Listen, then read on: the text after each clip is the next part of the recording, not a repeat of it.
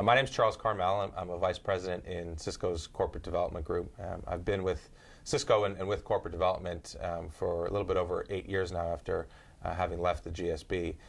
I joined the organization at the entry level as a manager in corporate development with a particular focus on the optical networking segment. And over the course of the last 8 years, have moved up through the organization to now have joint responsibility for the overall leadership of the corporate development effort at Cisco.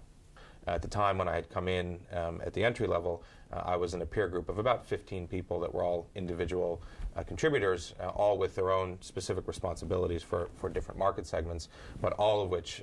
had the ability to go and identify new categories. And so in some respects, you're within a pool of 15, all trying to find what's the next big idea. You've got a dynamic where you've got a lot of really smart people, all with big ambitions, and all trying to get ahead at the same time. Between myself and at least one other individual in the group, we were all trying to vie for the lead role in terms of Cisco's strategy for the consumer market within corporate development. Those are the situations sometimes when elbows come out and people are trying to establish themselves in that lead position. And we had a meeting with senior leadership where we all came in together with an opportunity to present our thinking. And during the course of the meeting, I was trying very hard to make sure that I was the one that was most vocal in the room, because I think the view was if I stood out, that I was going to be the one that was assigned to take that lead responsibility. And I remember at the conclusion of the meeting thinking that I had been successful in getting my voice heard, but also pretty quickly recognized that that meant that the others that had also contributed with a lot of work to the project maybe didn't get their opportunity to put their 2 cents forward.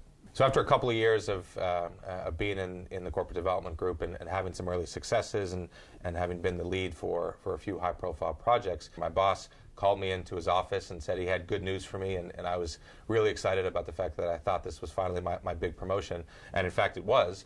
There was also a surprise that came along with it, which was him telling me that there was going to be a reorganization of the group, and as part of my promotion, a series of 4 individuals that were my peers were now going to be working for me directly as part of my new group. And I think it was that moment when I realized that there was going to be a lot of pain and a lot of struggle of having to work through this new evolution in the group. And the reality is the responsibility of working through that was going to be mine in the new people manager role.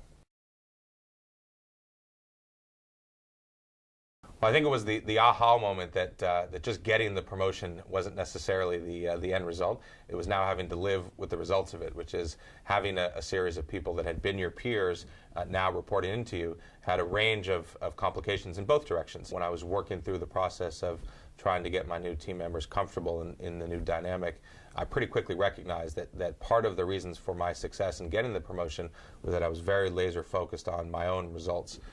And part of what comes along with that is the collateral damage of people that are your peers or in different ways aligned with other projects may not always view your success as being a good thing for the group at large. I think there was a period where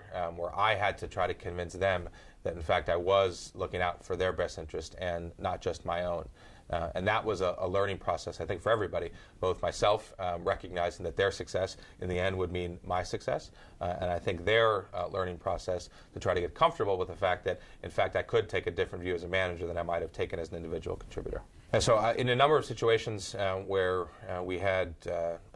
meetings or different conversations with senior leaders around the company, I always tried very hard to make the point that I was staying out of the spotlight to give that person on my team a feeling that they still had plenty of upside potential in the new group structure. And I tried to always reinforce it. Either I wouldn't attend the meeting so that they could have the full visibility, or if I was in the meeting, I would try to be very quiet so that they could feel like they still had the platform despite the new group structure. And over the course of a number of those types of situations and then follow-up coaching conversations afterwards, my main goal was to reinforce that they still had a platform for success even though they were passed over in that initial promotion. After 6 months of working together and trying to bring the team together, eventually 3 of the 4 people that had been reassigned to work within my group ended up leaving Cisco. It's always a balance when you have shifts within your team, and particularly in the situation I was in,